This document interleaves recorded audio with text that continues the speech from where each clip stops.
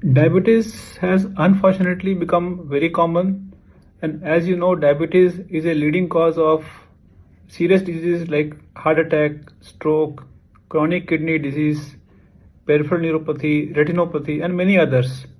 So, and then it is always good to prevent the diabetes rather than developing it and going for medical treatment, because despite treatment, complications do occur.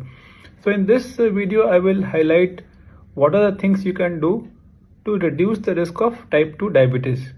And I have classified them into three categories: parameters on the sleep, diet, and physical activity. So, starting with the sleep, what is known as the adequate or optimum sleep duration is useful to reduce the risk of diabetes.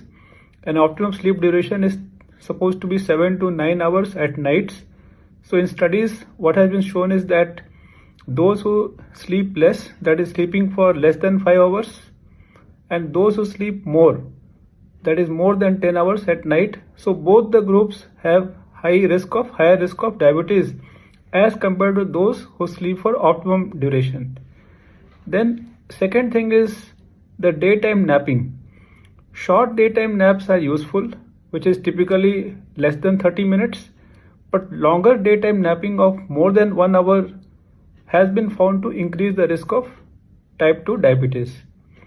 And then during night, sometimes there is exposure to light, because nowadays we know that the brightness of the night is increasing because of street lights, and many times gadgets may be on or some lights may be on.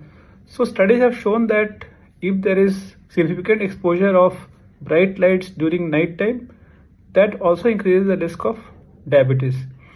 And the last point about sleep I want to highlight is the evening chronotype. So based on the sleep pattern, it can be classified into two patterns. One is evening chronotype, where people tend to be awake till late evenings or late night and then sleep until late. Other is the morning chronotype. So they typically sleep early, that is typically before 12 midnight, and then they get up early. So the evening chronotype person, where they tend to awake till past midnight and then sleep later, that is supposed to increase the risk of type 2 diabetes.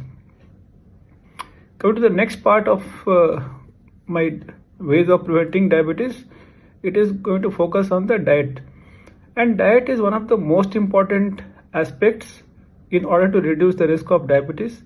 In that, the most important thing is carbohydrate restriction. So that is, in our diet we have carbohydrate, proteins, and fats. So higher amount of carbohydrate intake will increase the risk of diabetes. Lower the carbohydrate intake, better it is. So that is one of the keys. And then if you look at some of the foods that provide high amount of carbohydrates, such as sugary drinks, so both sugar sweetened beverages like soft drinks or packaged fruit juices should be avoided. Same thing applies to sweets, chocolates, cakes, so they also should be minimized. If you look at fresh fruit juices, prefer whole fruits compared to fresh fruit juices also, because if you are consuming fresh fruit juices, you can likely consume more because it doesn't lead to satiety. Whole fruits lead to satiety, so you can't over consume them. Among the fruits also, choose the fruits wisely. So there are certain fruits with higher glycemic index and certain with lower glycemic index. You can look at them and then choose fruits accordingly. Then about vegetables also, they are supposed to be healthier and they can reduce the risk of diabetes, but avoid or minimize the intake of starchy vegetables like potatoes, sweet potatoes, and like. How about the meal frequency? So what has been shown is that some studies they told you should have 6 small or frequent meals, but that is not a wise strategy. Having 3 meals is still the best.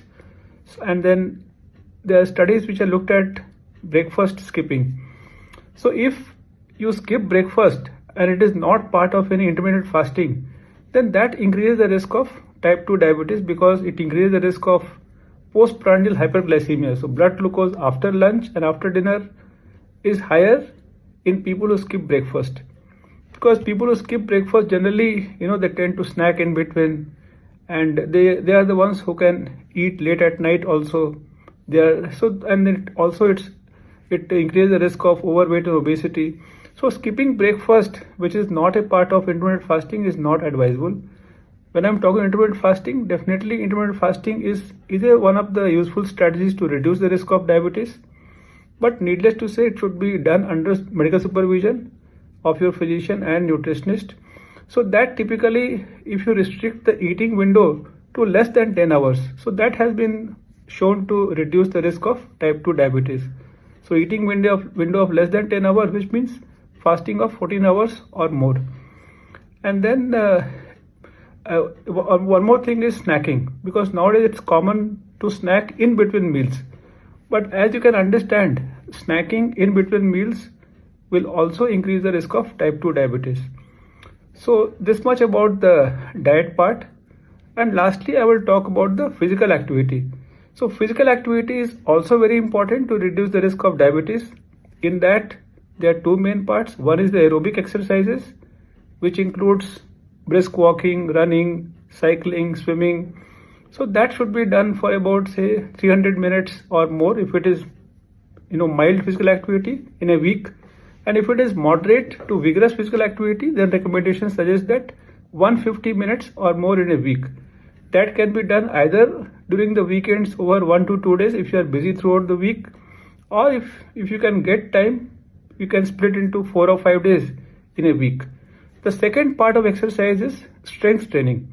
Now that is also useful to reduce the risk of diabetes, because once you build up your muscles strength and muscle mass, then the glucose utilization is much better, and then the conversion of glucose to fat will also be minimized. So it will reduce the risk of adiposity, weight gain, and which are useful for reducing the risk of type 2 diabetes. Other small tips like walking after meals. So just a short minute of 5 or 10 minutes leisurely walk after meals will reduce the risk of postprandial hyperglycemia, and also it improves the HbA1c status. If you are sitting for a long time, such as work involves sitting for 8 to 10 hours, so during that time, if you can get up for 2 to 3 minutes, say every 30 to 45 minutes, and go for a short walk, or if you cannot go for a walk, just beside your chair, if you can do 10 squats every 45 minutes.